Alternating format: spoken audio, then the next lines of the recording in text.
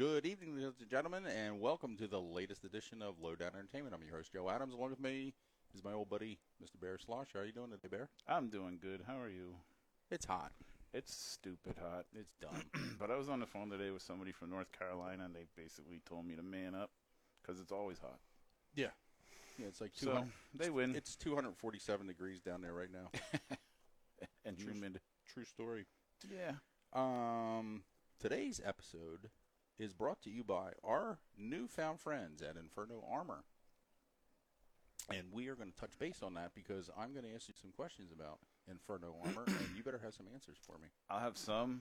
I don't know if I'll have them all, but if I don't, I got the people that can answer them. Good. So that's part of a good program. Somewhere I can go for answers. Yeah, because we're not good at providing answers. No. We just usually everything I tell you is wrong. So. Man, ain't that the truth? Ain't that the truth? We have a very special guest this evening. She's freaking ready. She's very ready. We have none other than Miss Laney Lick in the house. We are going to be getting her on momentarily. She is joined by her field filler father.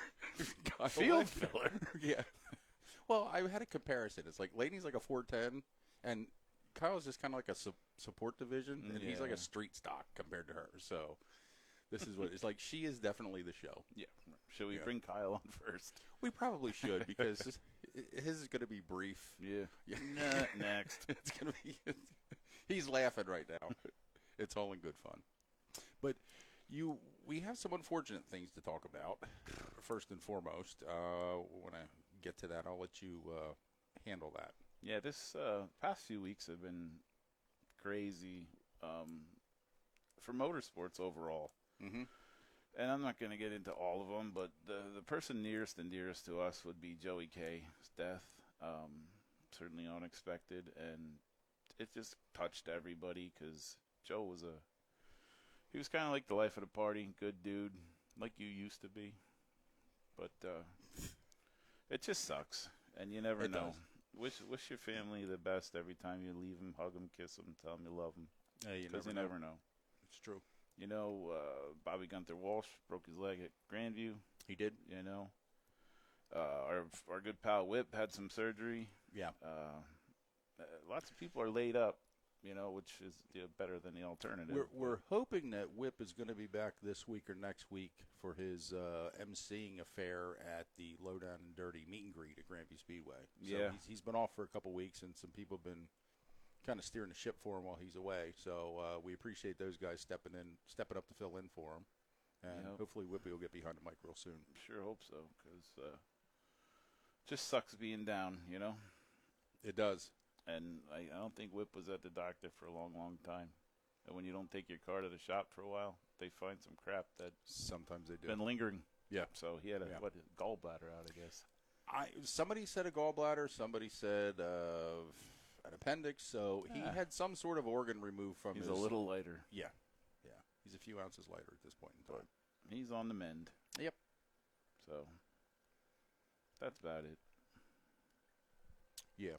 So keep praying for the recovery of these people here, and keep Joe K's friends and family in your thoughts and prayers as well. So were you at Grandview? Was I there? Yeah. I was not. Okay. I didn't see any video or anything from the Bobby Gunther crash. Yeah, I have no idea what happened there. But I remember at Bridgeport when Timmy got all banged up, and he was busted up pretty good. But it doesn't take a lot. You never know. I don't know if it was a vicious crash or something simple. But you know, we grow accustomed to seeing some really violent wrecks locally on the dirt track scene, and also, you know, even getting up to the cup level. And we're so accustomed to seeing guys going, you know, we hope they're okay, and then 3 seconds later they pop out of the car and they walk away. Which is good. But every now and again, somebody gets a serious injury out of the deal, and it needs to be addressed. 2 weeks ago at Kutztown, Steven Snyder took a dump down the backstretch. That was ugly. He knocked out the traffic light. The light. He eviscerated it. Yeah. But he popped out of there. He still wasn't sure what zip code he was in, but he jumped out pretty quick. Yeah. You know? Yeah. And Safety equipment has come a long, long way, but there's still much more room for improvement. Yes, You know, and that's why I want to get involved with this. Yep, we're gonna touch upon that very soon. Couple things of note here. What's up, Gary? BJ Wombold won at Evergreen Speedway. Mm-hmm. Now, around here in these parts, Eastern PA, the Wombold legacy is 80 years deep. Yeah. It is the first time a Wombold has ever won at Evergreen Speedway. So I just wanted to make Really? note of that. I was equally as like, huh? That doesn't sound right. Yeah, so his dad told him that his grandfather, George, had never won at that track. He was the first Wombold to ever win there. Now a new regime has taken over. Yeah, it's pretty cool. It's not often firsts happen, you know. Yeah. Let's start the show off by asking this question. This was asked to me in Indiana. Mm-hmm.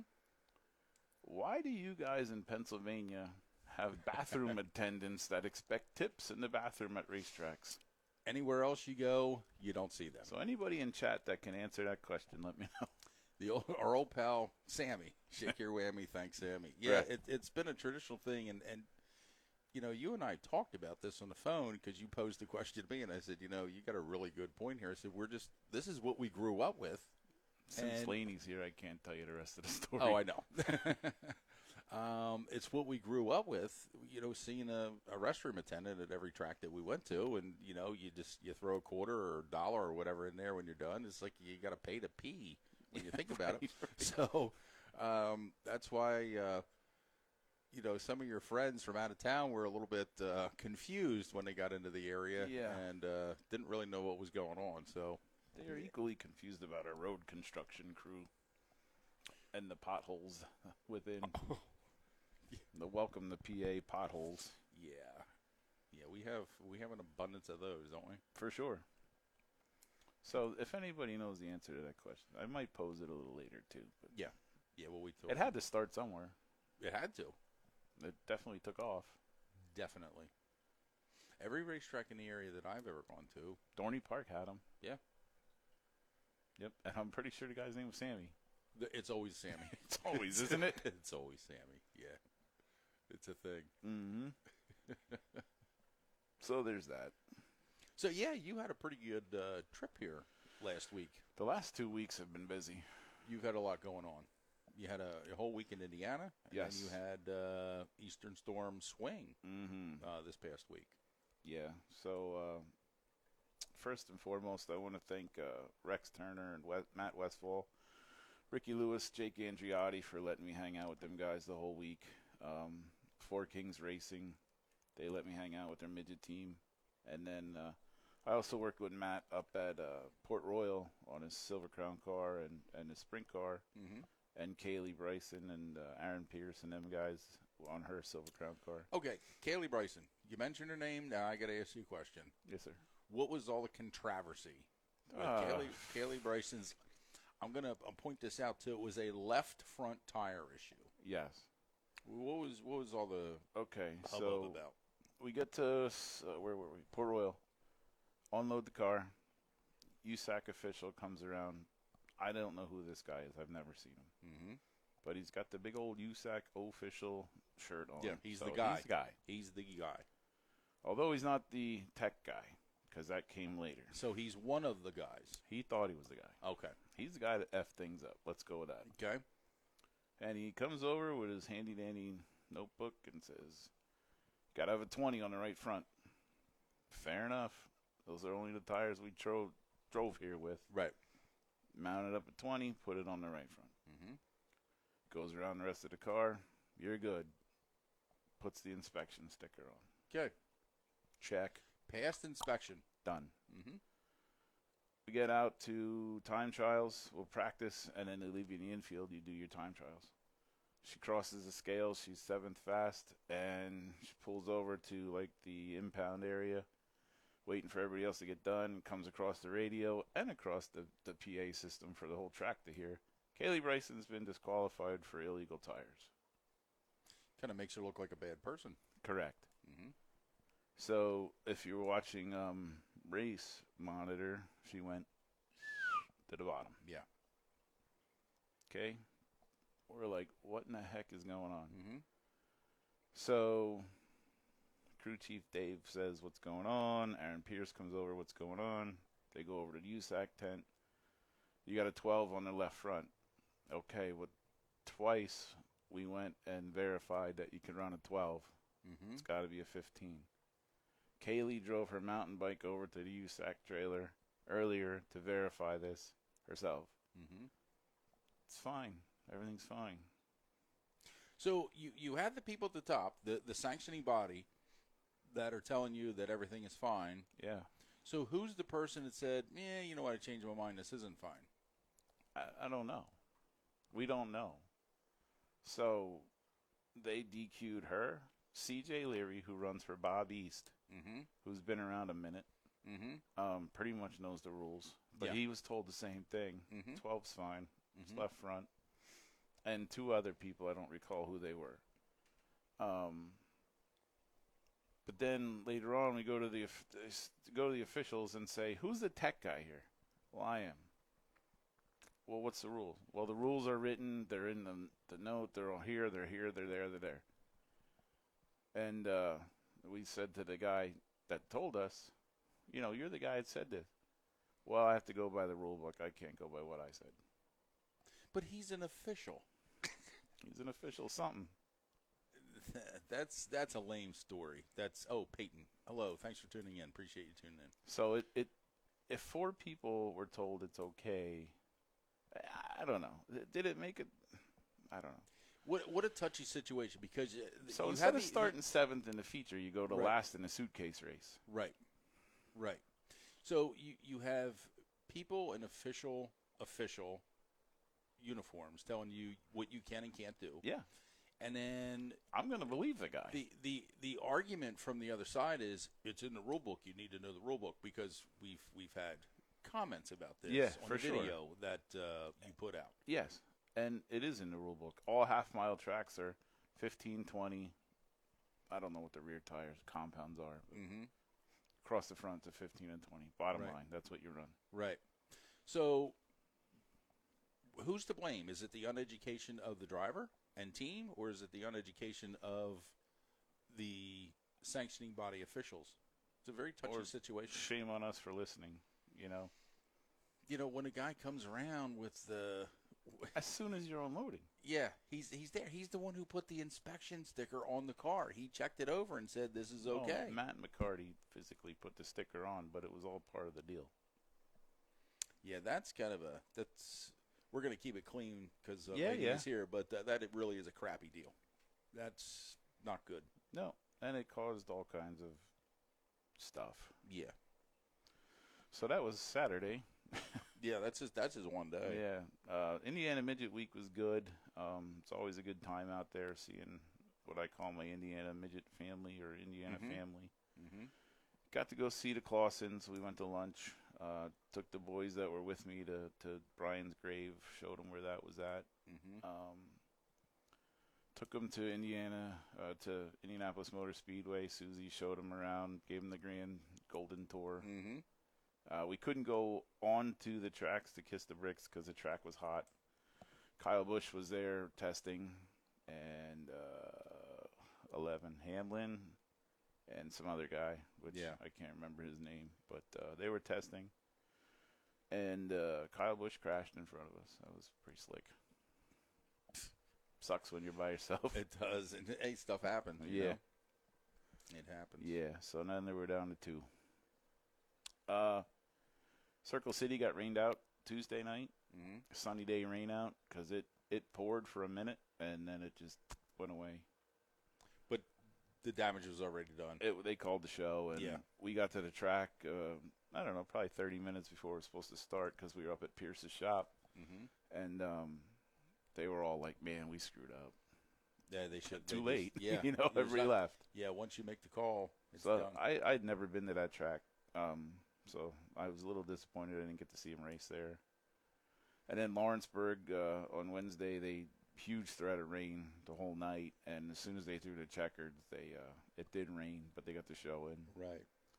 Ryan Timms won there, and C.J. Leary won the sprint cars. Thursday, we went to Lincoln Park, one of my favorite places. Emerson Axon won in the sprint cars, and Ricky Lewis won in the sprint, or Emerson won in the midget. Ricky won in the sprint car.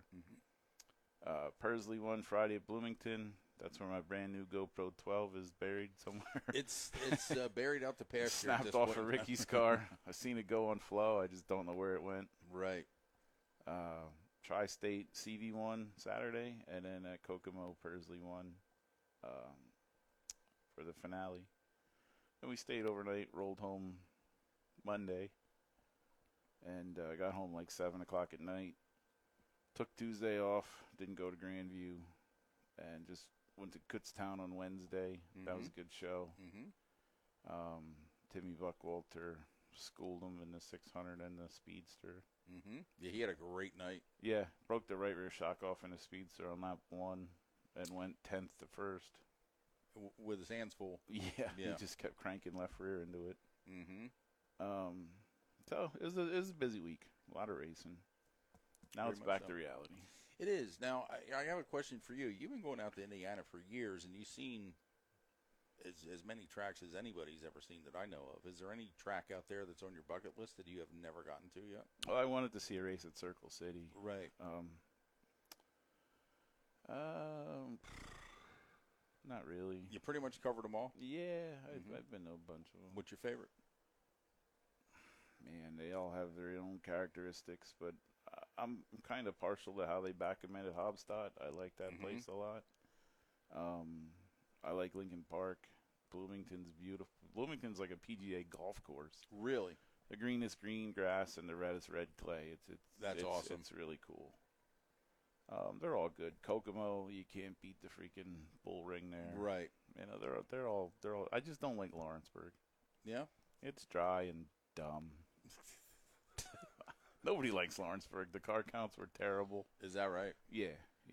They only had they didn't have a full field of sprint cars, and they barely had a full field of midgets. Wow. Which was the opener. So we were all like, oh, man, is this week going to suck? Yeah. It's a tough way to start out. Yeah. And then Jake Andriotti won the U.S. 24 10-grand win in the 600s.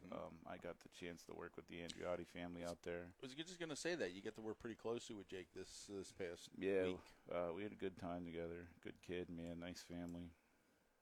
Trying to recruit some people to come in for Greenwood for that 12 grand to win deal. Talk to Chad Boat, see if his guys want to come out. Andriotti.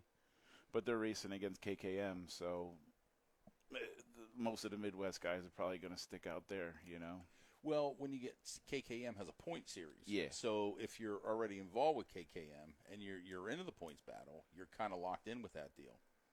Yeah. So, and I just spoke to the promoter of the Greenwood Valley deal, Bobby Johnson. I believe it was yesterday.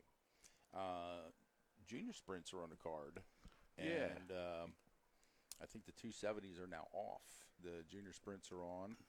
And there was a denomination for the winner and second and third place because I was going to make checks for him. And he said, I hope you didn't print them yet, which I didn't because it was just the art was just done. The numbers have already increased, which is good. I don't know where the numbers are at now, but well, it was going to be 750 to win, and now it's higher. For the juniors? Yes. Well, they're probably going to get a car count from the Midwest now. Yeah, so that should pull that in. It might entice Chad Boat actually to come this way. Oh, is that right? Because Larson's kid's running for him in the junior sprint okay, now. That makes sense. Yeah. That's going to be a pretty big whoop to do for us locally here. We'll see. So, speaking of locals, I want to give Briggs Danner a shout out. Wow, because what a week! When we were in staging for the Silver Crown race at Port, and I looked at him and I said, it's a little redemption, you know, because a couple minutes prior to that, he was leading the race, and, well, one thing led to another. But he had an opportunity to win 4 of the 6 Eastern Storm races. It's not too shabby. They knew he was there for sure. Yeah. And I know them dudes are tired, you know. They lost a motor, you know, during the week, and at least one. And then they had power steering issues. They just overall they had a really good week. Yeah, they did. Mitchell Knowles was the most consistent guy, though. He took the title. I don't think he got a win the whole week. But it's good to see them AME guys running strong again. I agree. because I know Andy puts a lot into it, and man, the results just haven't been there. Yeah. So it's good to see them up front. And that Silver Crown race at Port was nuts. The last 2 laps, Pursley came on like a ton of you know what and passed JG, and it was a very good finish. Now, you're a fan of the big booty cars, as we like to refer to them. Love them. I am not. And that's why Baskin-Robbins has 31 different flavors. We don't all have to like the same thing. Right. I just think they're very cumbersome looking. You dig them. How do. much is a rear bladder and tail tank setup for one of those bad boys? $7,900. Unbelievable. 75 gallons. They just put a brand new one on Kaylee's car. Saw the bill for it. Wow. Dumb. Wow. Yeah, it's no joke. Now, what amazes me is like how those cars get do they put 75 gallons in? On the miles, you fill them to the neck, and you're almost out. Why doesn't the car, like when the car gets into the corner, why isn't it like a big pendulum with all that weight they hanging roll off it the back there? Is that what it is? Yeah. They're not tossing anything at all. No, but at it's a lot of weight hanging off behind the rear axle. That's for certain. At Port Royal, the last few laps, they were driving like sprint cars. Really? It was getting nuts. Wow.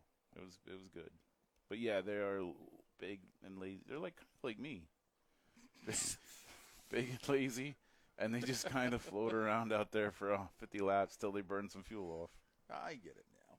And Kaylee Bryson, thank you so much for everything that you allow us to do. What a sweetheart. Yeah, they're awesome. Nice deal. She's out in Mid-Ohio right now running the Trans Am car. She was 3rd fast in practice. Good last for her. I looked. Got to give a shout-out to our buddy Corey Renninger. Hello, Corey. Lots of people are tuned in. Indeed. So let's talk a little bit about Inferno Armor before we get the crazy kid up here. What is Inferno Armor? It is a spray-on protection, fire protection agent. Okay. Kevin Thomas Jr. and his dad, the sprint car driver of USAC fame, KTJ to many people, came up with this product, tested it, and if you go to infernoarmor.com, you can watch the tests. But I think the biggest test was 2 weeks ago when Chase Randall went up in flames, and it was the first night he had used the product and didn't get burned. Yes. So this stuff you spray on your fire suit, your Nomex, whatever you want to spray it on, your neighbor if you want to. You can. It don't burn, and it resists heat. Right. So a couple of things came from this already in a few days. I'll get back to the racing side of it, but my son works for the utilities company, and he said, I want this stocked at my work for our flash suits. He said, because if we flash over, any extra layer of protection it's crucial. Great. It's absolutely crucial. It's the difference, an additional 3 to 5 seconds could be the difference between a second or third degree burn. Sure. And we've seen 3 major burns in the last 2 weeks. It's been ugly. Well, I'll say fires. One major burn, 2 not so much. Right. But Chase Randall came out good. The fire department's looking at it to spray on their under stuff, their Nomex. So they can actually use this at the track. So this isn't just geared for, it started out as a racing product. Yeah. But so many other applications can be used for this deal at this point. And the guy that is the cold hard art, he does the welding on the little intricate race cars and trophies and stuff. He's now welding in gardening gloves because he sprays this on his gloves, and there's no heat. There's no heat. No heat. That is amazing. So now he can feel and do different things. But anyway, you spray it on your fire suit for the most part, your long underwear. You get 10 to 12 uses out of each bottle. It's water soluble. It lasts until you wash it. Okay. And then you reapply it. They've sprayed it on napkins and let it dry, and you light the napkin, and the outside burns, and it just doesn't burn. That is amazing. I don't know the compounds or components of it. Right. I am becoming a distributor, so I finished my paperwork with Kevin today, and my stuff is shipped out, and it should be here either tomorrow or Monday. So they need to reach out to you if anybody's interested in buying a bottle of this. It's $45 a bottle. and like I said, you'll get 10 to 12 Very suits out of it. very small investment to save your butt. It's like a $5 insurance policy, Indeed, it is. and you can't get a hot dog and a Coke for $5. You can't. What I like about it is that since it is water soluble, you can still wash your uniform and still look good. You don't have to have Yes. a cruddy uniform for the whole season because you have the stuff sprayed on, Right. and just There's no color, there's no odor. yeah. See, this is the best thing. Yeah. What an amazing deal. Now, what do you know? What prompted KTJ to actually follow and pursue this realm? He told me that, the safety advances in seats and chassis and everything, but nobody's looking at fire safety. Yeah. And there's a young lady in Southern Oregon this past week that got burned really bad. That was horrible. Not only did the track run out of fire extinguishers, Mm-hmm. they had to get the water truck there and call 911. Mm-hmm. And could this have prevented it? I don't know. Yeah. But you never know until you're in that situation. That's and it. you never want to test it, but Correct. it's a $5 insurance policy. Yeah. Yeah, the young lady in Oregon, that was not pretty at all. No. And it almost seemed like there was a bit of fear and panic that set in once all the extinguishers were popped, and it was kind of What like, do you do? what do we do now? Yeah. We have no idea, and she's still cooking. Yeah. It was not good, not good at all. No. So It's terrifying. very much so. I posed a question on our Facebook page last Friday. If you show up at a racetrack and there's no safety equipment there, do you go home? Mm-hmm. Do you question the track, or do you just race? Right. And at the same token, there's a lot of tracks out there that have highly skilled, highly trained, professional paramedics and firefighters that keep everything under control. So you got to be thankful for those guys. Yep. It could make a huge difference between having a great night or a really, really, really bad night. It's what Kevin and I were talking about. A burn. My mother's been burned, and I've been in the burn unit with her, and it's awful. Yeah. It's the worst place you could ever go, and Yeah. it ruins the integrity of her life. My mom can't sit out in the sun because there's no pigment left There's in her nothing arms. there. She burns them immediately. Right. So it basically ruins her life. Yeah. Man, that's tough. Yeah. But hats off to Kevin Thomas Jr. for So I'm putting looking this forward This to is good. Now, working with them. So when are you going to get? You're going to have the product here in a few days. It's supposed to ship today or tomorrow. Okay. I'm going to say it'll be here on Monday, and I've already probably a half a case is sold already just from word of mouth already. Wow, that's amazing. So I had a sprint car guy call me up last night and said, as soon as you get it, let me know. this is awesome. Yeah. So we'll say this again. We'll probably hit this another couple times here before the end of the show. If you are interested in Inferno Armor, reach out to Barry Bear Slosher on Facebook, or contact him through Lowdown Entertainment's fan page, and let him know that you want to buy a bottle or two or three. Go to infernoarmor.com and check it out. $45 for a bottle. Yeah. Do you ship? I will, Okay. for sure, at their expense, but of course, Mm-hmm. I'll ship it anywhere you want it. Fantastic. And we'll have some. See that? My mom's listening. She's thanked me for that. She said you are correct about the burns. Yes. It's shitty. It was It horrible. Well, we appreciate Mom tuning in. It's good to see you, Mom. What was I saying? Mom threw me off. Well, Mom should throw you off. She should have threw me off years ago, right off the roof. Yeah, exactly. But Just to yeah, see if I'll you ship bounce. it. Whatever we gotta do. I'll have some at the racetracks too. I'll always have it with me with Good. my LDE stuff. Good. This is awesome. Yep. Well, So, I'm happy for you that you got this deal going because it's necessary. I think this is a product, for what you're telling me, that this is a product that every race team needs to have. I grew up with Ronnie Dunston, and he was in 3 really bad fires, and he was heavily involved with Bill Simpson, and he had the best Simpson stuff you could get. Right. And in Sealands Grove in 1971, he burned really bad, and really all that melted was the shiny sleeve stripes on his suit. And at the time, Simpson had this,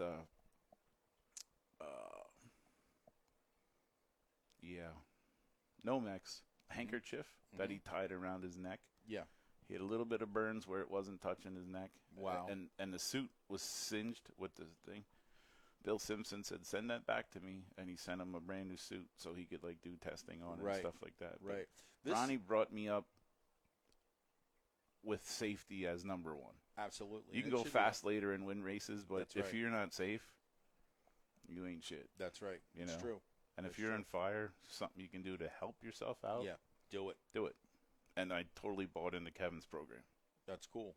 Yeah, you have a really nice interview out with Kevin from Port Royal on Saturday. So stop by our YouTube channel and check that out and listen to what Kevin Thomas Jr. has to say about his product. So it's very interesting.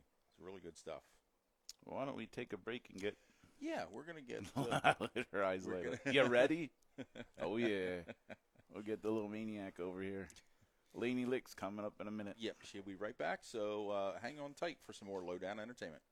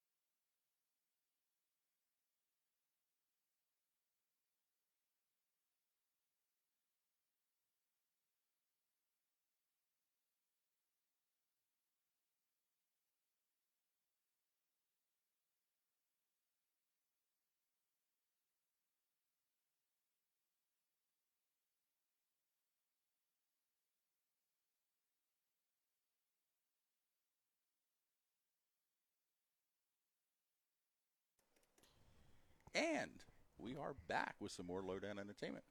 Welcome our guest, Miss Laney Lick. Laney, how are you this evening? Good. Good. You're fired up to get on here, right? You got some things to say. Yeah. Yeah, you do. First of all, thank you for coming on to the show. You have been, first of all, you're the prettiest guest we have ever had on Lowdown Entertainment. So congratulations for that. Secondly, you are way more popular than Bear and myself are. Even though that we do this, you're the person for Lowdown Entertainment because you're like a little roving reporter or a little vlogger. Did you enjoy doing that for us? Yes. You did a great job, too, You by the did way. do a great job. What was the best part? Asking people their like favorite colors and favorite animals. Yeah. Did you learn some things about people? Yes. Yes. Who's your favorite interview? All of them. All of them. That's a great answer. It's a good answer. That is a great answer. Now, besides being a vlogger for Lowdown Entertainment and asking people what their favorite color is, you're also a race car driver too, right? Yes. And what do you drive? Quarter midgets. Where do you race at? Pocono Raceway. Yeah? Do you have any wins this year? 1. That is awesome. Good job. Thank you. Did you have any wins? Did you race last year? Yes. Did you have any wins last year? Yes. How many? 10. What? She hurt a lot of feelings last Wow. year. Did you let anybody else win last year at all? Sometimes. Oh, well, that was nice of you. That was nice of you. So, do you think, Daddy's sitting over there, Daddy's a big race car driver, and he's always been super fast, and he's always been very competitive. So once you started seeing Dad race, did you just like, Mom, Dad, I have to have a race car? Because you want to go fast too? Yeah. Yeah. That is so cool. So did you move up in class this year from quarter midgets? Are you last year. Last year, so it's a little tougher. Yeah. Yeah. So you guys got your first win last week, right? Yes. So it's been a little... Actually, 2 weeks ago. 2 weeks ago? Yeah. So it's been a little bit of a slow start to the season. But now you got that first one knocked out. Yeah, so they'll come easier now. look out. Yeah. How many? Let me ask you this, Lena. How many wins does Dad have this year? Whoa. 0. Oh, okay. How many wins did Dad have last year? 1. Just a question, Dad. Sorry. I saw your dad win at Atlantic City, I think. Ooh. I think you're tied. Uh-oh. So you're going to have to beat him. Yeah, you have to get one more. Yeah. Always stay ahead. So when you're done running quarter midgets, what do you want to run next? Or do you Sprint want to car. stop racing completely? Sprint car. Sprint car. Wow. Nice. Like a full-size sprint car? Yes. That is awesome. I'll bet you're going to. I'll bet your pap's going to have something to do with that, huh? Yeah. Now, That's awesome. would you like to run like when you're done with your quarter midget, would you like to move up to maybe like a 600 micro Maybe. like Dad runs? Do you like the Yeah, 600 micros? Yeah. Do you? Yeah. Yeah, because I see you there sometimes at Lanco. I see you hanging out. Mom's back making burgers and stuff by the trailer, and you're just being Laney. You're just Doing Laney things. Doing Laney things, right? Yeah. So you're gonna do some more vlogging for us? Yes. Yeah. Awesome. How cool would it be to have that like a monthly thing? Yep. Yeah, just Laney's Corner. Just your take on everything. You could just interview everybody at every track you go to. We'll take the footage. Yeah, for sure. What I find interesting, Bear and I had a conversation the other day, and Bear has been talking to your dad about maybe hooking up some sort of microphone to record you while you're inside your race car, because we think there's some pretty interesting things that you say in there. Is that true? Yes. Yes. Yeah, we're going to figure that out. Yeah. Do you remember any kind of certain things? Do you get mad, like if somebody does something to you out there in the racetrack, or do you just you never get mad? You Never. don't seem like you never get. You seem like you would never get mad. I never get mad. So, like, what are some of the things that you might say out there? Yes, I won, maybe. Just kind of rub it in. It would be so cool if we could have a microphone hooked up inside your helmet. We could hear all that stuff. That'd be really cool. Yeah. Sure would. Do you ever sing in your car? No. No. You could start. Yeah. So when's your next race? Every Friday. Every Friday night. You're at Mount Pocono Raceway. Yeah. Mm-hmm. Did your grandfather come to see you? Your mom's. What would you call? Did your pappy come to see you? Yeah. Okay. You know, I refer to your pappy as the second angriest man in motorsports. Sometimes he just gets a little grumpy. It's just the way he is. But he's an awesome guy. Yeah. You got to keep him in check. You got to make Yeah. sure he's. Yeah, you got to. When you're with him, I'm pretty certain you're probably babysitting him. He's not babysitting you. Is that pretty much how it is? No. Are you sure? Yeah.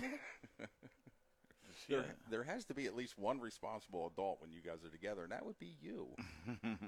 I certainly hope Dennis is listening, because that would be funny. Well, Laney has a pretty big following. Like, when you go to Victory Lane, there's a lot of people that show up, huh? Yeah.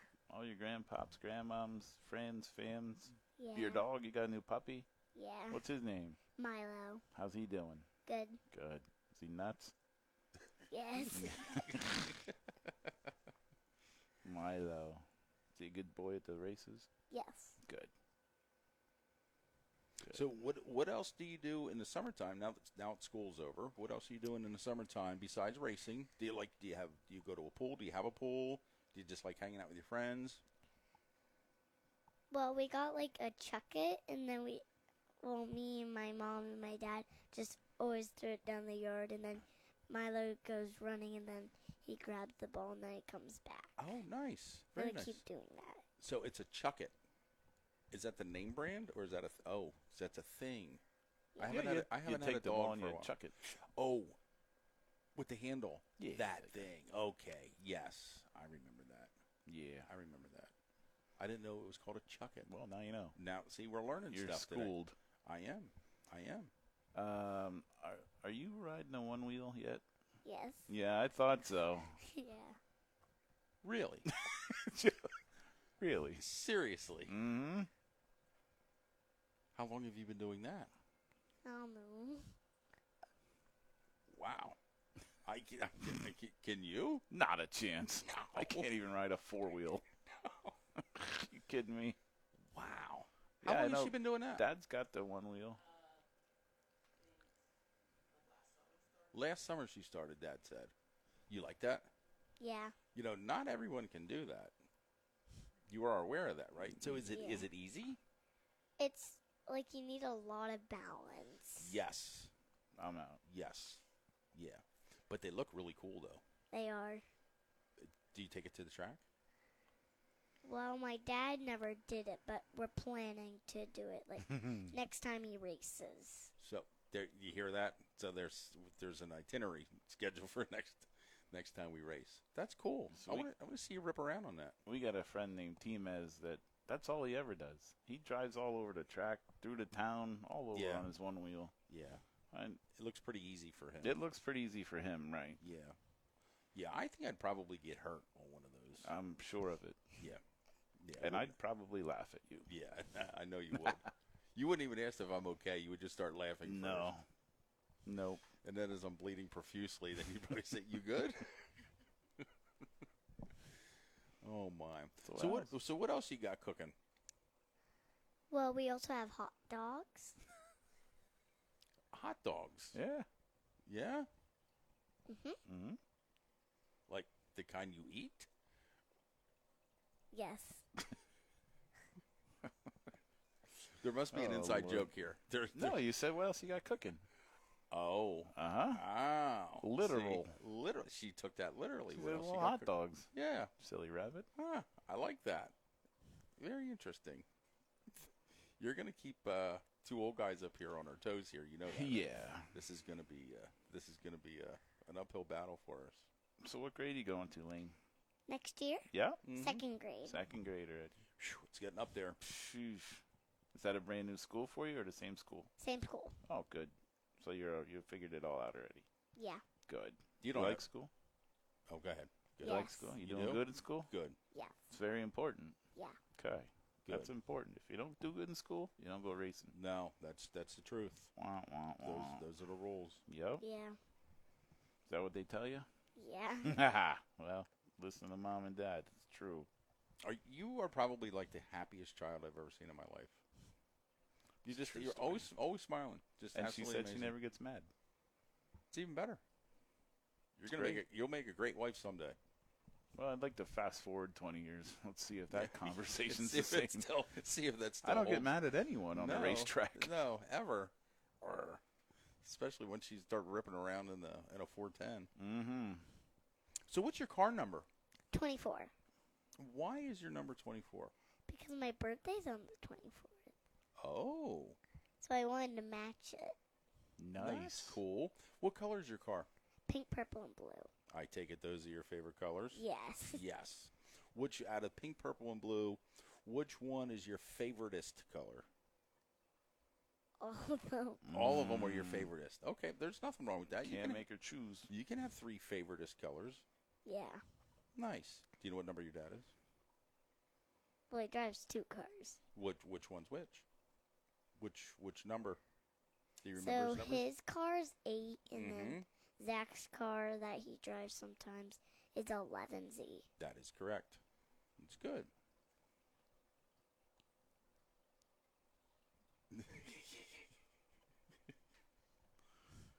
She's too cute.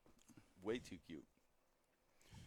So what else do you have for us? Do you have anything else? I'm not going to ask you what's cooking anymore. 'Cause Right. I got burned on You that got one. nailed. I needed some Inferno armor for that comment. Good one. Mm-hmm. So when do you think you can do another vlog for us? Maybe next Sunday? Next Sunday. Okay. What's happening next Sunday? My dad's racing. Okay. Oh. Where's Dad racing at? Do you remember? I don't know. At that place with the track? Which one? Where are you? Oh. Where are you racing Sunday? Oh, not until Lanco's race. Yeah. To be at Lanco on July 4th. That's actually on a Thursday. Yep. Yeah. Interesting. Yeah, because and Pennsylvania Speed Week starts that week as well. Yeah. That It Thursday, kicks off. 4th, they're at Hagerstown. Pennsylvania Speed Week, Hagerstown, Maryland. right. Exactly.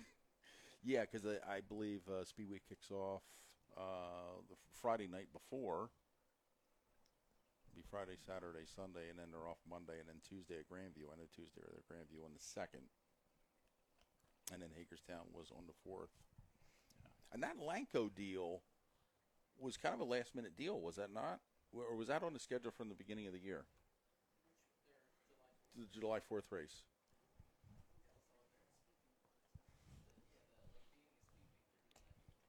Oh, okay. Oh, okay. I'm going to talk to you while they talk. So when you're at the races with Dad, what's your job? You work on the race car? Yeah. Yeah, what do you do? And scrape the mud. You're the mud scraper? Yeah. That's a very important job. Me and my mom are the mud scraper. No, that's a very important job. Nobody wants a dirty car. Yeah. And you get no all that one weight does. off of there. Yeah. So I Yeah. go faster. What's your favorite racetrack to go to?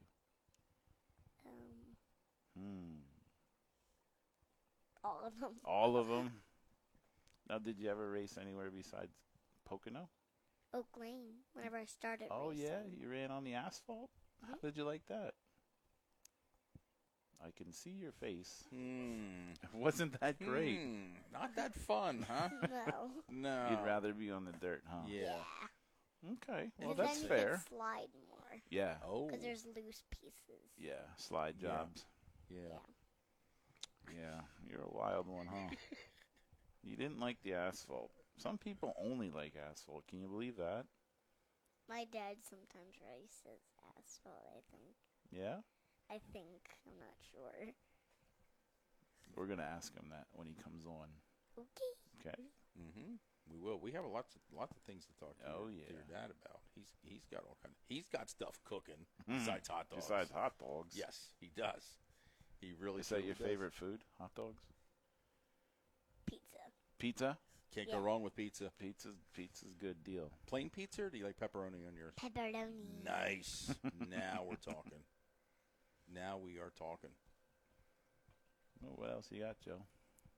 I thought she was going to interview us. That's what I Do you thought. have any questions for us? Yeah. You have any questions? What's your favorite racetrack? For Joe or for me? You. Anywhere in the country? Probably Hobstadt, Indiana. But I like Indianapolis Motor Speedway, too. And that's asphalt. Yeah. That's big. Me too. That's pretty awesome. I like it too. Yeah. You've been there, huh? Yeah. Yeah. You get around. You're a pretty popular kid. Yeah. How What's your about you? favorite? What's your favorite vlog that I did? Ooh, man, that's a tough one. You did some good stuff. Yeah, because you take there's like 9 hours of footage, and Bear has to take it down to like a manageable 1 hour's worth of stuff. You give a lot of content. You give a lot of stuff. I think when you were on the boardwalk at Atlantic City and you guys went into that restaurant, Jungle, whatever that was, where'd you guys eat at? What do they call that place? Rainforest Cafe. That's it. Yeah. Yeah, you did some pretty cool stuff on the boardwalk. Pretty Yeah, neat. I did. Yeah, I know. Just chill, bro. Yeah, Just chill. I did go swimming. you did. Yeah. And in Allentown, you were out throwing snowballs at us, so that was neat, too. Yeah, I remember that. Yeah. That video started with a big... Mm-hmm. You did good. You did great for us. We appreciate that. A lot of people really enjoyed watching your little indoor deal. Mm-hmm. You're pretty popular. Very popular. What's your favorite racetrack, Joe? All of them. No, you can't. I'm taking a page out of Laney. You can't. She already said that. Yeah, I love them all. I love them all. Good for you. Yeah. See how he is?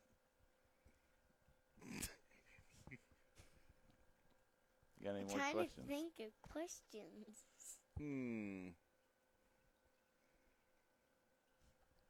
I don't know. It's fine. It's okay. It's fine. You don't have to. It's not come up with easy. something else. No, it's not. It's not because, like, if you like race cars and then the other person doesn't.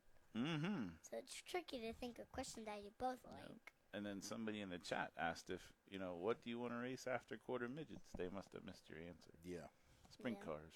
Because, Without the wings, right? yeah, without Atta wings. girl. Because then it's harder to get out because then you might hit yourself. Yeah, then you hit your head, right? Yeah. Yeah, wings are dumb. I'm with you 100%. Yep. So there you go, Esterly. Wingless sprint cars. Well, we say we bring your dad on. Yeah. Are you going to think of some more questions for us? Yeah. You can always, if you have You can questions, come you back. can always come back on. Yeah, I'm absolutely. gonna do that. We'll Yeah, be that's here all cool. night. Yeah, yeah. Well, thank you. Hang on, kiddo. We're going to take a break and get Kyle Lick up here. We'll be right back.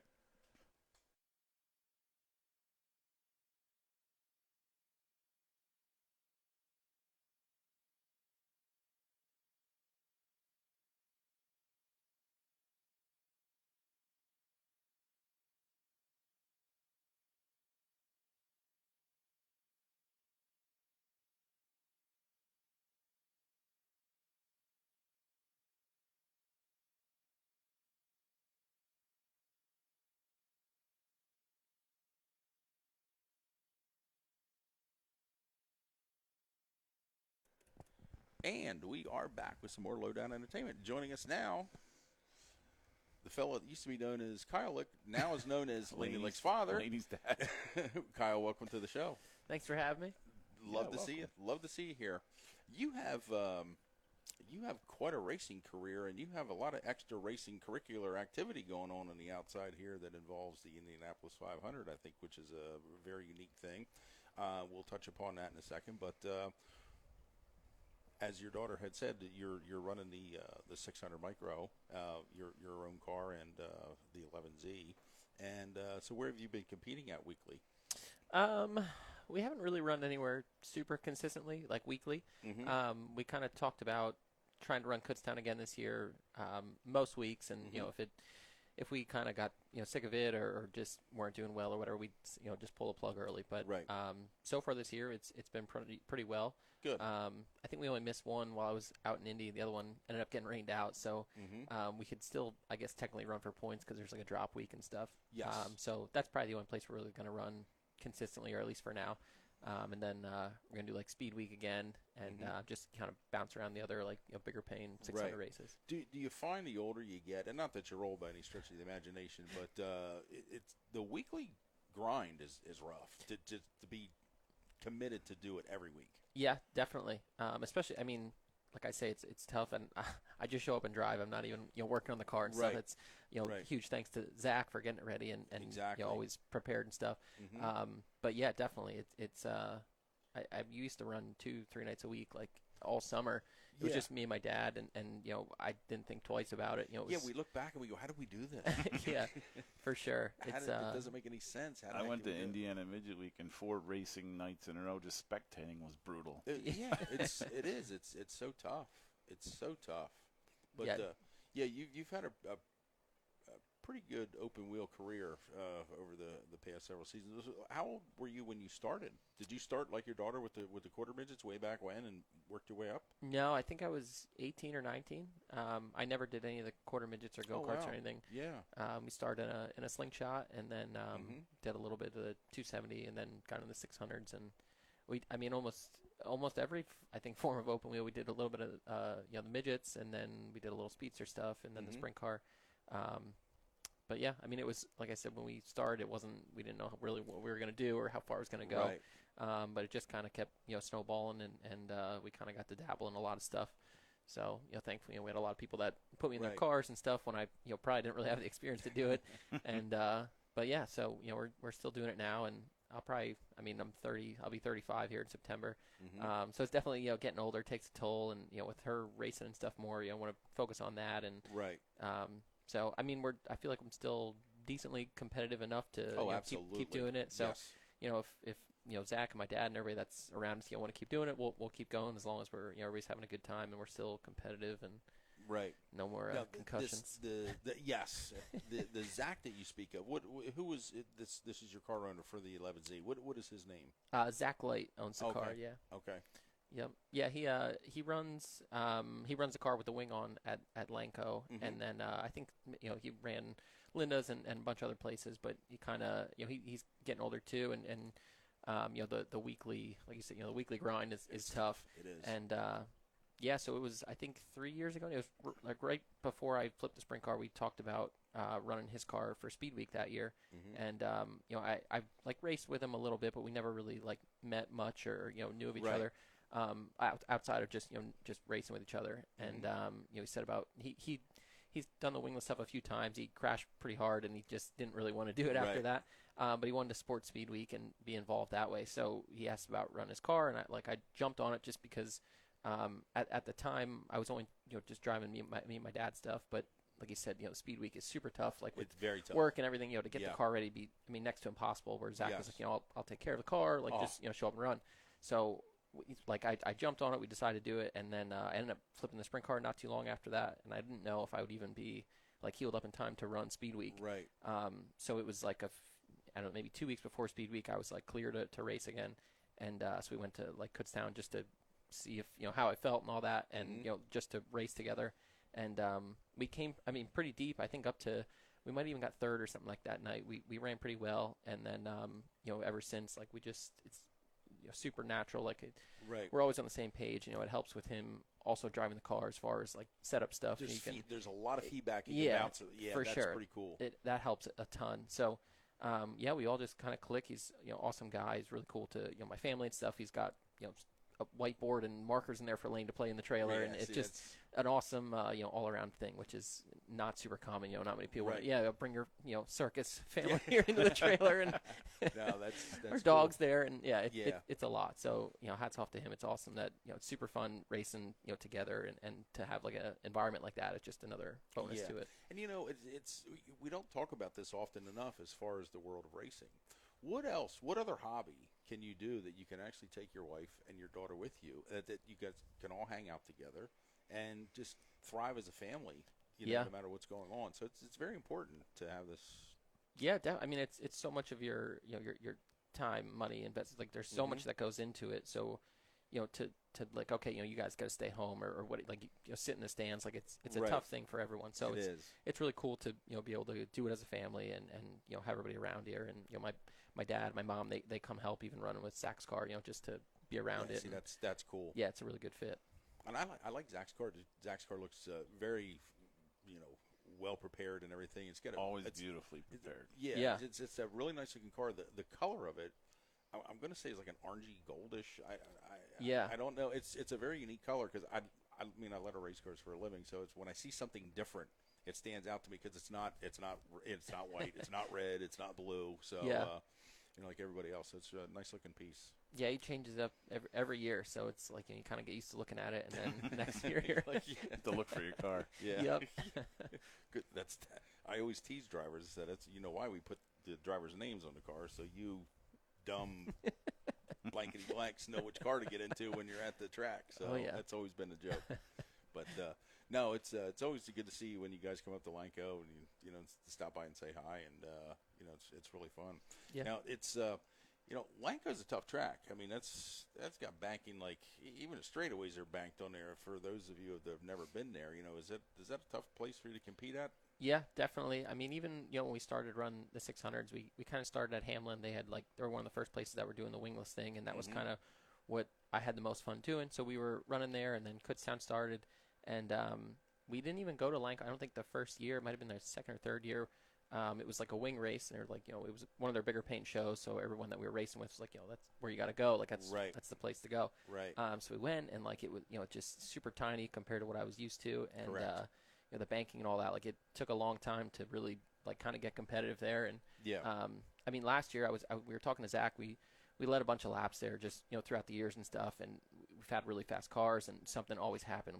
I'd late caution, and I'd pick the wrong lane or whatever, and we'd run second or whatever. And I think we ran second the 1 week with Zach, and I was like, I was so close like to finally get the win. And he's like, what do you, like, you've never won here before? I said, no, like we only ever come for the big races, so it's obviously tougher as well. Yeah. But he's like, well, like we're gonna come back next week. Like we got to get the first win here. Yeah, that's so awesome. So we went back the next week, and we ended up winning. But good for you. Yeah. So it was cool. He was excited because he's super involved with Lanco. So to kind of be the car owner for the first win, he was happy. And that's awesome stuff.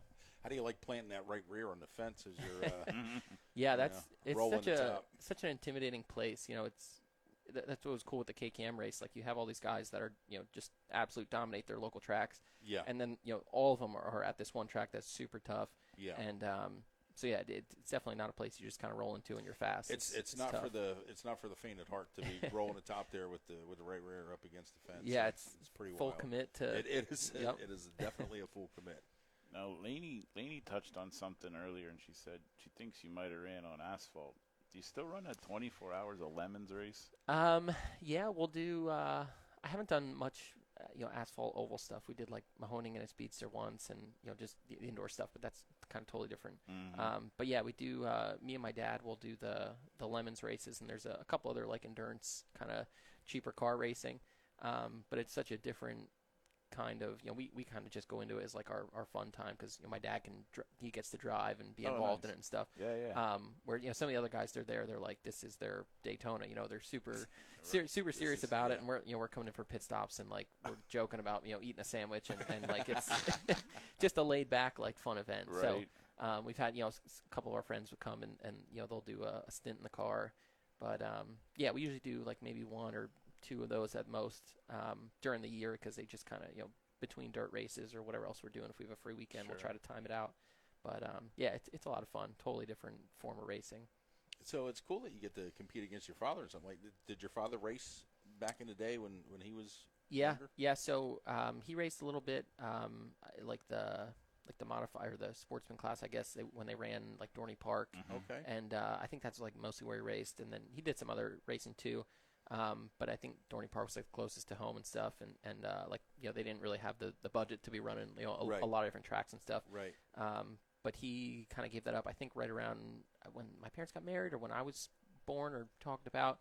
Mm-hmm. I really see now how tough it is, for you to race plus your kid racing and stuff too. So he did it for a little bit, and then he got into 600 one time because he just kept telling me how to drive. I didn't know what I was. I didn't know. In fairness, I didn't know what I was doing. But he's like, oh, you got get on the gas, you got to go faster. And like I said, I didn't have much experience with it, so we finally put him in it one night, and like he got out. He's like, I'll never tell you how to drive it again. Yeah, it's a totally different perspective. Yep. He is an S&S ringer, though, isn't he? Yeah. Really? Yep. Oh, interesting. He took home the big check. Yeah, he's very proud of it. He He's got it in the garage next to the other ones. It's funny. That is so cool. He's tough to beat there. He's very good there. Here's a question for you from a father's perspective. Your father, he had to step away at some point, and then you got involved a little bit later in life. But at what point do you, as a father, when do you relinquish and kind of like pass the torch, so to speak? Yeah, I guess that's the question that obviously everyone kind of goes through it. I don't know if it's so much of like an age thing or a competitive thing. Like I said, if we were out here and I was not qualifying and just not running top 10, like okay, we'd probably accelerate the let's hang this up. Yeah. But yeah, I feel like we can still juggle it enough now where like I can still have fun driving the car. Like she can still race when she wants to do it. Right. Yeah, I don't know. It all comes down, I think, fun too. Like I said, with running with Zach, like it just changed the whole. It put the fun back into it. The fun factors there. Yeah. Now, does Laney do any like national events with the quarterbacks? Like, is your family going away for like 5 and 6 day weekends in different states, or we haven't gotten into that too much? No. We did the NASCAR U Series at Pocono last year. It was like their first one there, because that was like our home track, and so we went. She like quick timed, won the heat, led all but I think 3 or 4 laps to go, and spun out at the last turn. So she was super bummed, and it was just not to knock them at all. They have it feels like you're the major league of racing. Like they have all the banners there, like the sponsors, like they make a whole thing. But for us personally, it was like we're just not used to A mains were rolling out at like 9 a.m. Like when it was in the middle of Speed Week, so like we were running Speed Week at night, and then really quarter in the morning. Yeah, it was really spread thin. It was just the timing of it was tough, and it was super hot. You're at the track all day. They were on like rain delays. It was a pretty like miserable thing for my wife. And I had to leave to go to Linda's, and they were still at the track, and then they drove out afterwards, and it was a lot. So if the timing was a little better, not like right around Speed Week, we'd maybe do it again. But I don't know. It's tough. I Yeah. don't see us travel. I mean, Yeah. my wife has about 2 hours in the car, and she's trying to jump out the window. So we're not driving out to California to race a quarter midget. Yeah. But there's a lot of families that honestly do that. And that's why I posed the question, because Yeah. that once you get to that level, that is such a commitment to that form of racing that, for sure. For you to even like, hey, Zach, I'd like to run your car this weekend, but, hey, we're I'm in 7 Kansas, states away. right. Yeah, and And- I mean he's awesome with it. Like I could call him, that morning, like, hey, I'm not feeling it tonight. We're not gonna race, and like there's no hard feelings. That's good. Oh, that's awesome. But yeah, I don't think Laney's not gonna sit in the car. I don't want to sit in the car with both of them driving that far. Maybe down the road if she takes it. And not more serious, but just if he's into it more, we're like, okay, if this it is progresses. Yeah. I don't think she would really understand the commitment level of like this is what it's going to take to go to do these races. So Right. until we kind of got to that point, like I don't know, I don't see it being worth it. I guess. Right. I have a lot of friends that they're trying. Like Morris is Morris all over the is- place. He's full committed. Every weekend Yeah. they got 36 cars, and Wow. yeah, for me, I don't know. I don't see us getting to that point. I'd rather try to do a junior sprint or a slingshot or something that they Yeah. race around here that you can still kind of do other things on the weekend instead of just that. The junior sprint fascinates you a little bit. Do you know much about them? Yeah, I mean, just from following racing and stuff, like I saw them run more often, like not around here, but just I knew of them, and Yeah. I was out like a work trip. I was out in California, and I stopped by Hagopian's at D1 there, and like he took me to the Yes, shop, yep. and they had a junior sprint there that they were building and stuff, and that was, I mean, years ago now. Like they weren't even talked about around here yet, Yeah. and it's it seemed really cool. It's just kind of migrated from the left coast over to here. Yep, exactly, and it seems to be taking off, which is really cool. Just another option of for kids. It kind of that gap between a quarter midget and say a micro or something Right. is Yeah. pretty big. I mean, and obviously, her wingless 410. Yeah, we see, and Wingwood Sports 10. Just- Yeah, because we at Leo's league we had a fellow that actually had one there. I think he had a driven car also. Yep. So yeah, Sheldon. and just looking at it, it's like very well put together car. Yes, it is. Yeah. Driven makes a nice product. Yeah, for And, sure. So I was just fascinated by this because I didn't really honestly know that much about them. And like you said, it's a nice tweener car. It's a Yeah. really nice deal for that. Yeah. I mean, it's just a scaled down micro. I mean, it's the exact same components, just smaller. Yeah. It's Exactly. And it's coming our way at the right time. It is. for sure. Yeah, I mean It that's is. It might be a good stepping stone. Yeah. yeah. Absolutely. I mean, you kind of have some of these kids that I mean, I think you can run a quarter until you're like 16 or something. Yeah, you 16. can I mean, drive there's- yourself to the There's track. now. there's kids getting out of the car that are tall. I mean, there's probably 8-year-olds taller than me, but they're they're getting out of the car. I'm like, this is but again, like, but if you can't, you only have so many options to go from that Right. to the next step. So Exactly. I think that'll be a cool little fit in between. Get used to the the bigger suspension stuff versus the quarter midget and the small tires and all that. Right. And just more ways, more tracks to race at and that sort of thing. So I think it'll be cool. And if they're gonna they're running the same nights that we are, so Yeah. that'd be another option That would where be so cool. we could both run on the same night. Like Yes. that's super ideal. That would be so So- awesome. Somebody Yeah. would be super pumped for that. Yeah. For sure. Yeah. It'd be so awesome. Did you run Kutztown last night? Action track? Yeah, we ran. It's been really tough there. Because having the bigger cars and stuff, the track's been like pretty blown off until we get out on it. Yeah. So the racing hasn't been like great. It really kind of came down to pill pull, like trying to start front of the heat to make it through. Right. But last night we went like 9th to 4th in the heat race, so that Wow. put us right in the show. Yeah. And then started 15th. We were up to like 7th or so towards the end. Mm-hmm. And we had some fueling issues or something. It was the engine was kind of slowing down, so we pulled off. There were a few to go. But the track was awesome last night. Like So- I made a post about it today. Like I was kind of complaining, the first couple weeks at Kutztown, Yeah. like it's not what it used to be. You're going out there and the heat races are single file. Like it wasn't like super entertaining. And if you pulled a bad number, you're almost You sunk just for the feel night. screwed. Yeah. So last night Yeah. was not the case. Like I feel like the heat races were really good. The feature was awesome. I mean, it got up to the wall like it used to. It was really, really good. Oh, so okay. hats off to them. And, Yeah, the reason I asked is because I didn't even get a chance. I've been really, really busy today and didn't even get a chance to see any results from Action Track last night. So yeah. I think I'm glad to hear that they're using the whole track again. Yeah, which is nice. yeah. Even the speedsters and stuff. They had really good racing, and they had the twin features too. So I wasn't sure like how blown off it was going to get. But yeah, they especially with the heat and stuff. I mean, it was like mid-90s during the day yesterday. Yeah, it was brutal. So I was just planning for the worst, with all those conditions. But it was, I mean, that was probably the best the track has been all year, I would say. That's fantastic. Yeah, Yeah. they had what twin 15s for the speedsters. I think correct? it was 30 maybe. or twin. I think it was their normal because we got rained out a couple weeks ago. So last Okay. night was their makeup. So I don't know how long the races are, but I think it was 2 like full length features for them. Oh wow! So that it was a lot of that was laps. a lot of laps Yeah. on the track. Wow, so Yep. good for them for they were keeping the track 30s, nice. third. Twin 30s. Yeah. Wow. Pucci Senior won one, Yeah. and Briggs won one.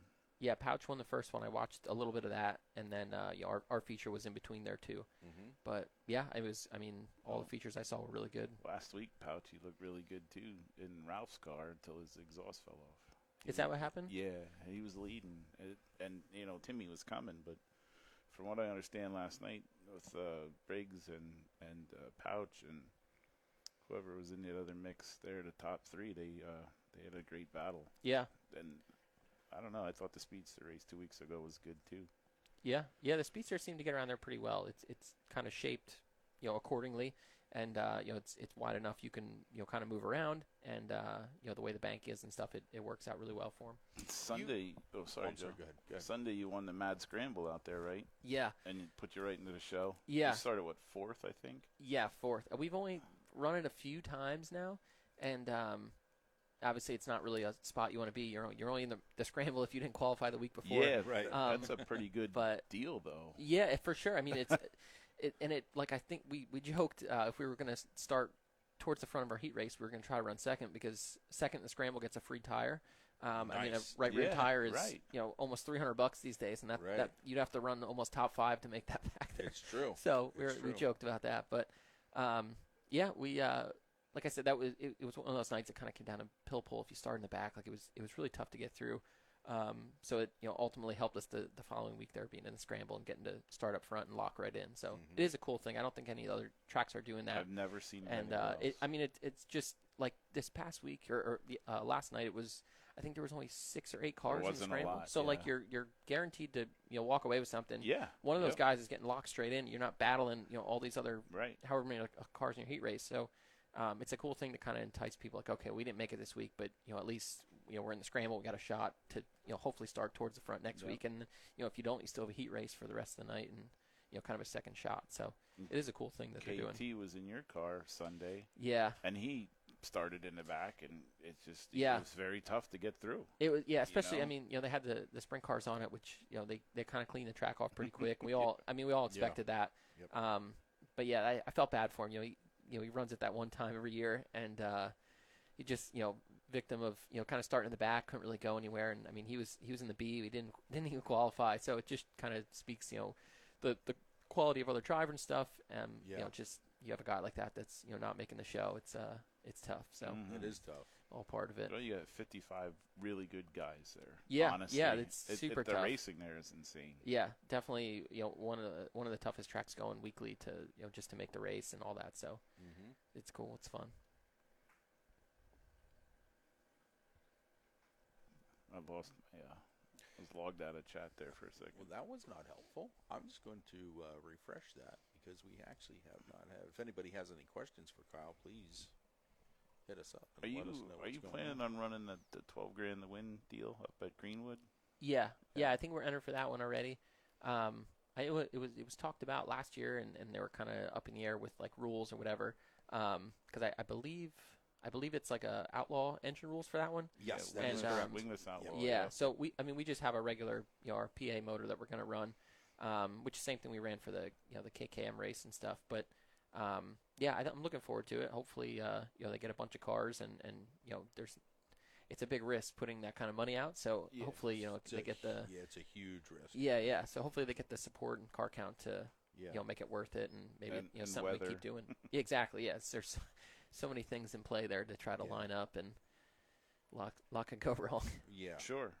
there is. Now, Joe and I were talking this week when we put this whole show together, and the one thing that came up is I'm heavily involved with his GoPro deal, and like I was out with Andriotti last week in Indiana, and he had never been to some of these tracks, and we were using the GoPro and the drone, to to help him with his entry points. And I wanted to touch on this with you. Like I know we used a lot of GoPro stuff indoors this year, and you had a very good indoor season. How much, from your point of view, can you use that as a tool? Like that feedback that you don't have to remember because it's right there. Yeah, for sure. I mean, I use it a ton. We're working on building this as something that as a service. Almost. Okay, yeah. And Do I get a discount on that? Damn right you do. You're a lifer. Of course you do. We just got to babysit your kid once in a while and give you guys a night out. No, I think it's honestly huge. Like I've had GoPros and I always forget to either bring them or charge them or turn it on. Like there's always something. Yeah. So I'm always like I'm open to anyone that wants to put one on the car. Like as long as you're responsible for it, like have at it. Yeah. Well, I'm not responsible, but thank you anyway. But yeah, this concludes the survey. Yeah. Especially like you said for the indoor races because it's for me at least like it's such a different thing than anything else I run. And obviously, you're talking 7-8 second laps. Like stuff happens so quick that you like. Yeah. I don't have the kind of memory that Larson, some of these other guys do. That like they can recall every moment. So it helps just playing it back. Like sometimes like I think I remember something kind of went down one way, and then you play it back, and it was not what you remembered. And then especially like car setup wise, and kind of how it's reacting. Like okay, we made this and this change, and then you can see a visual, the same angle of just how the car's reacting going to the corner. Mm-hmm. And even me, like my your braking points and entry points and stuff, it helped a ton. Like I would all the videos and stuff, like Zane Ziner helps out a lot on all our car setup and stuff for indoor. So we'd run, I'd say, hey, we made this and this change, here's the the result of it. Yeah. And then you could kind of go through and just see how all the changes happen. And even like with Laney, like we put one on the back of the roll cage for her, and she'll like, oh, well, this happened. And then we play it back and be like, well, did it? Like, it seems like you're off the gas here or whatever. Yeah. And it definitely helped, I think, with her, too, just seeing car placement and when you run up on, say, a lap car or whatever, like, what was okay, you did this, like, could you have done this or, whatever, like, just to kind of replay it. And, a second view is always going to be better than, like you said, how you remembered it in the moment when everything's happening. So do you find, from your personal experience, that a camera on your car, just watching you, just how you're wheeling and dealing, maybe if we had a camera doing your footwork, where your braking points and things like that, would that be more helpful, or would it be more beneficial to have a camera pointing to the W-link to see if there's any binding, or on the right front to see what kind of wear and just how far the car's getting over it? What, in your opinion, what do you think is more important?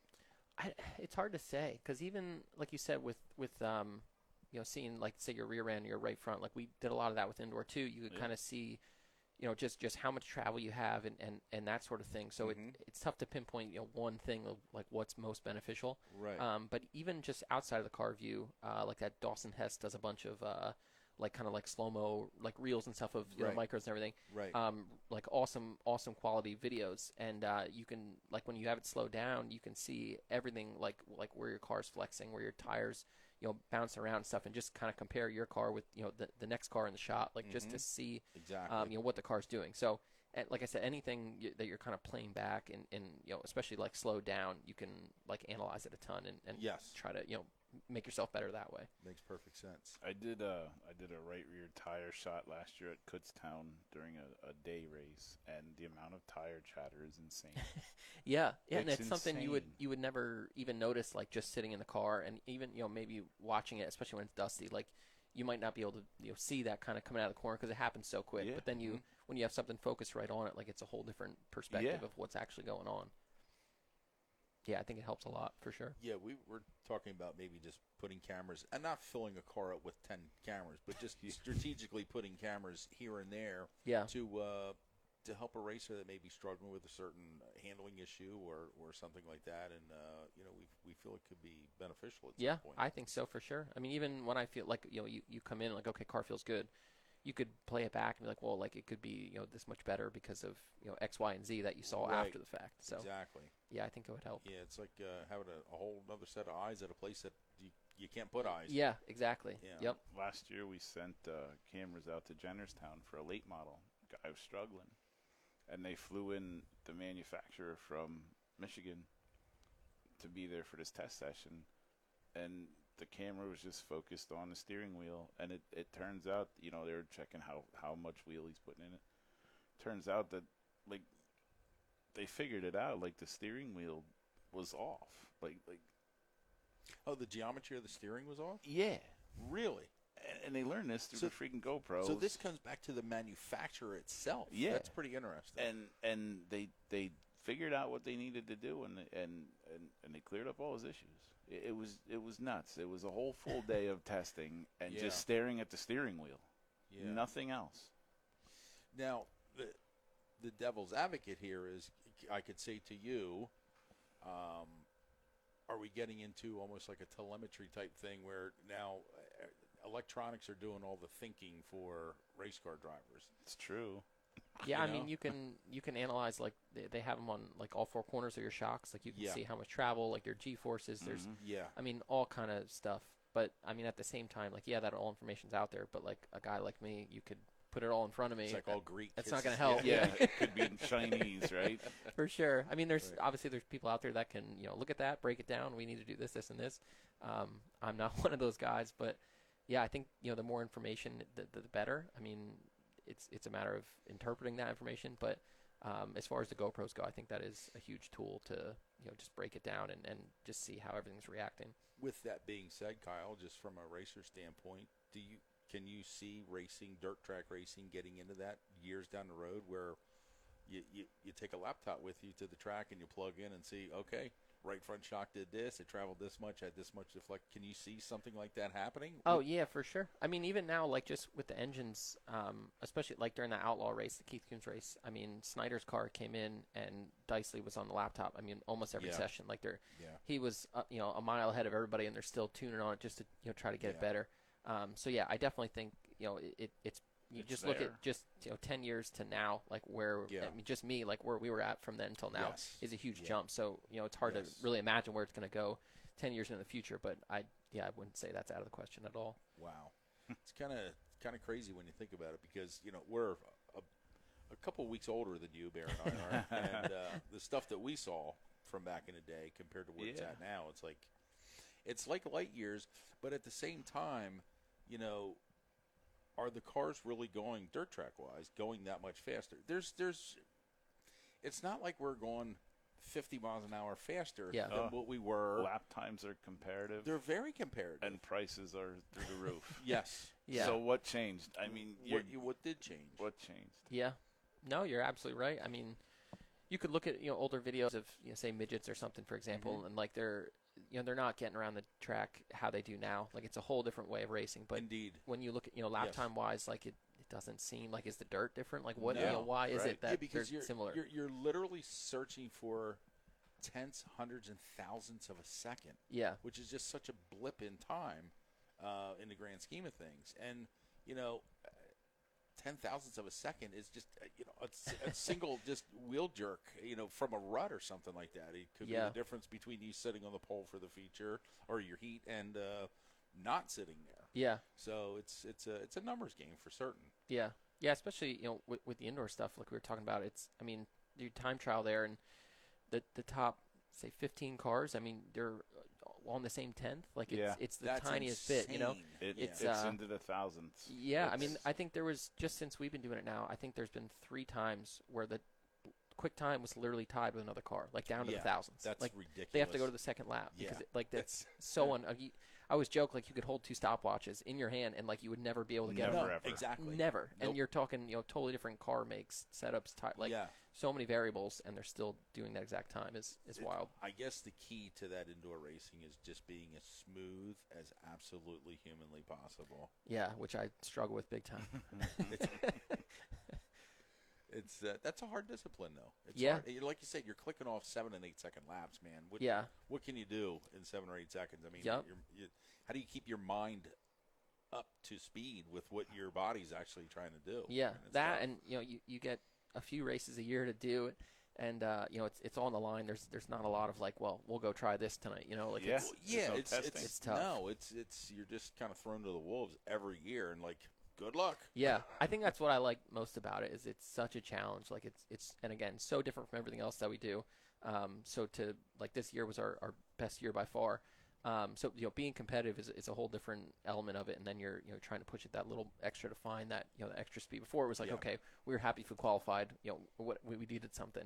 Right. Where now it's like we're up there challenging for wins, and so it makes it that much more competitive and that much more difficult dialing your car and like you said with the GoPros and stuff, all those little things start to kind of add up and bigger picture get you that much better.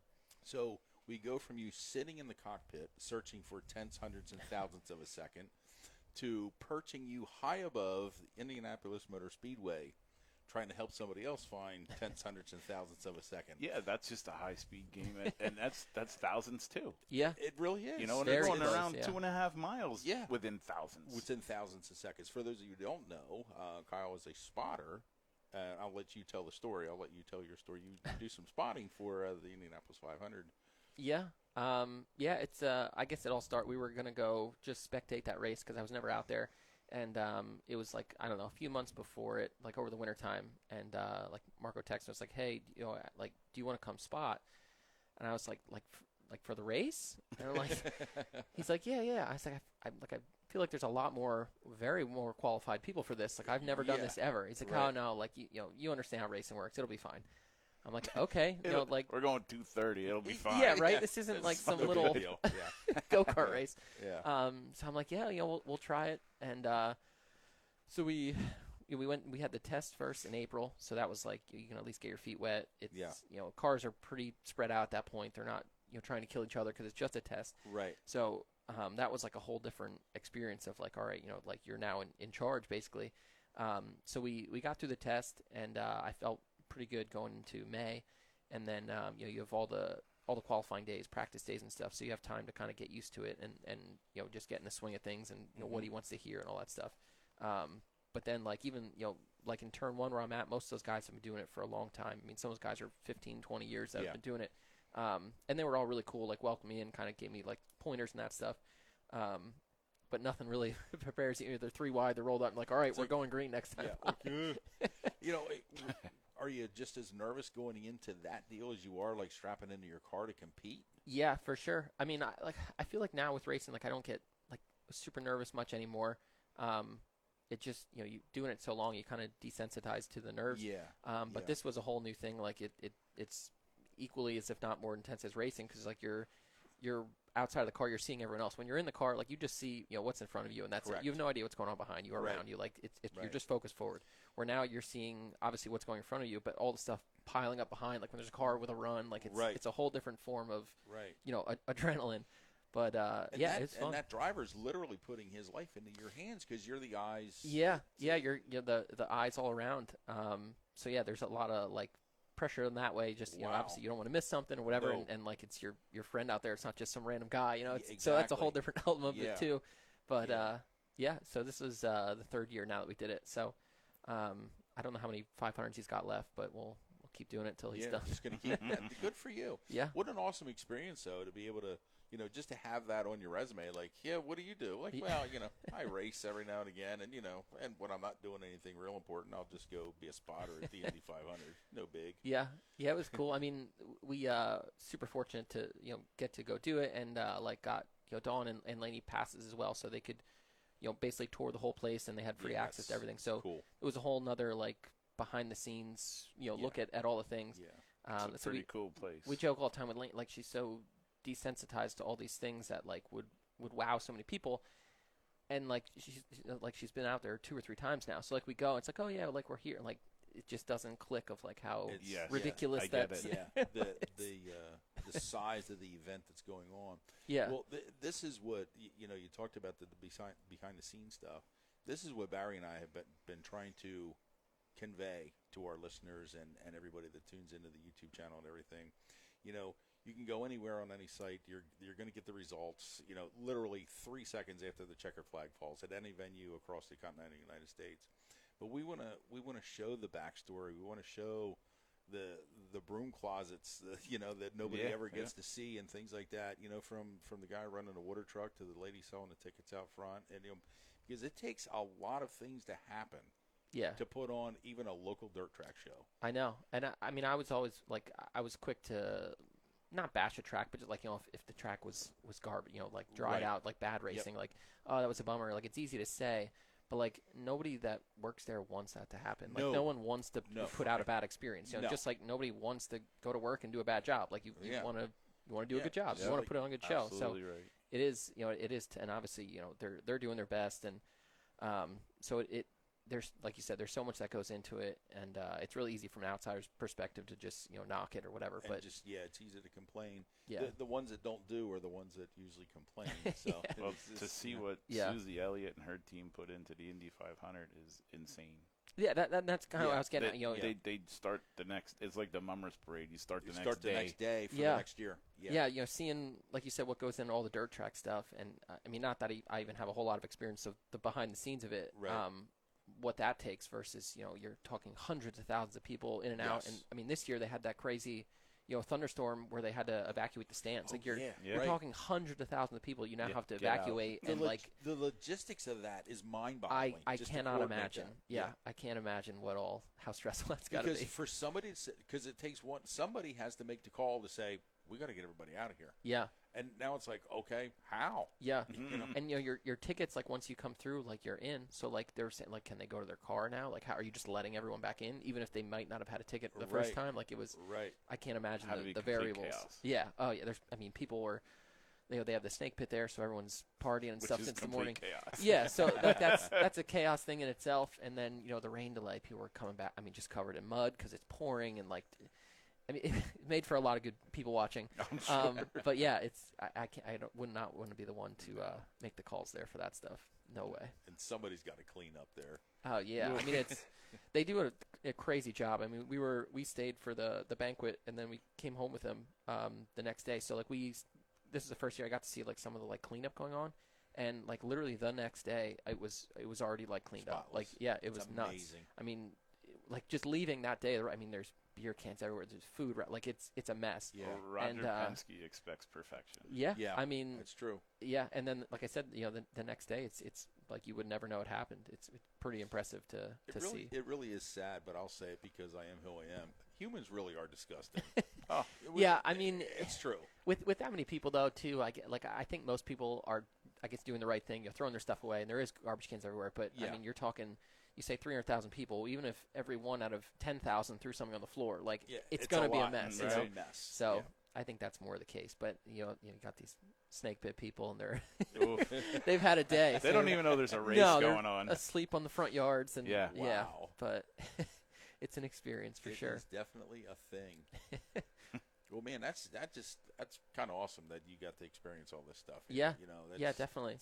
And it's cool too. Like my family gets to go as well. Like they went down for the testing and stuff in April, and like during the race, like just dawn comes out. We Laney's obviously got school and stuff, so she goes to the grandparents for that weekend. Right. But yeah, because like I said, it's a cool thing. Just being down on the track and just seeing that many people and like the flyover and stuff. Like it's such a different event from anything else that I've done. It's cool to be involved in it. Definitely upper level. Stuff. Yep. Definitely. We still had hot dogs though, so Yeah. And that's all that matters. You gotta eat. That's what's cooking. Just a brief update for those of you who can't see. Laney is checking out the fish. She she's totally is into it. Fascinated. Very interested in the fish. Yeah. She named them 30 seconds after we got here. Perfect. Really? So I don't know what they were named before, but I was curious. My granddaughter named them grape and blueberry and strawberry and lemon. okay, that makes sense. Yeah. I think they have different names now, but Probably. It's all good. free That's to cool. keep yours. What's cool is their memory only lasts for 3 seconds. They'll still forget what they were called before. So that's cool. Same here. Yeah. Yep. Right. Well, this has been really cool. Laney, would you like to come back and talk to us some more? Yeah. Oh, you would? Yeah. You might have a joke or two for us. Okay. Oh man, it's comedy hour. Are you going to tell us the fish's names? Yeah. Okay, cool. We need to know that. Are you coming around? You can actually just stay up here with Dad too. That'll be fun. You want to come sit with me? Yeah, we'll just scoot over here a little bit and get you in here. Gotcha. So, what names did you come up with for the fish? The bright pink one is Angel. Angel, okay. And the blue one, Stitch. Stitch. So if anyone hasn't seen Stitch, Stitch's girlfriend is pink, and that's Angel. So I assume that's why. So wow, you're up on this stuff here. This is good. Mm-hmm. What else? And then What are the colors? You got yellow and orange in there. Is that the other two? maroon. Oh, what are their names? Do you know? Yellow is sunshine. Perfect. And then maroon is. Did you name that one? I didn't think of a name. No. Okay. To be Let's determined. call that fish Joe. Great. I love it. So do you have a joke for us? Knock knock. Who's there? Banana. Banana who? Knock knock. Who's there? Banana. Banana who? Knock knock. Who's there? Banana. Banana who? Knock knock. Oh my God. Who's there? Banana. Banana who? Orangey glide. I didn't say Oh, I knew it was coming. it was coming. You're a legend. Oh my God. You're the best. I think this How do you guys deal with this? Honestly, Yeah, there's a lot of personality. you have a whole notebook. Joke Oh, a book. whole joke book? Joke book. Yeah, that's I good. believe it. Do you have one more? Well, why don't you end the show on a really funny? You have another funny joke? Aren't you glad that you come out on the show? I have a good one. What's that?